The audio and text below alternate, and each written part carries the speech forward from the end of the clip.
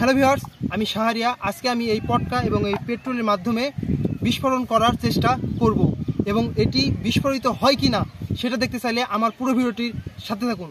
তো চলেন শুরু করা যাক আজকের ভিডিও। Let's go.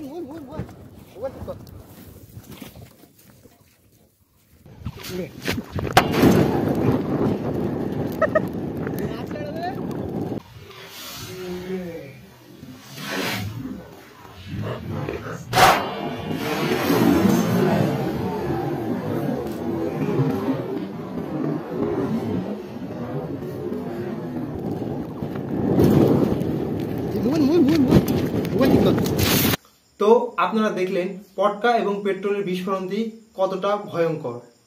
সো এরকম কোনো কিছু আপনারা বাসায় করার ট্রাই করবেন না।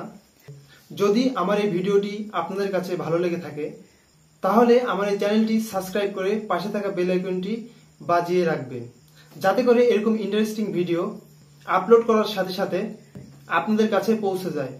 সো দেখা হচ্ছে পরবর্তী কোনো এক ভিডিওতে।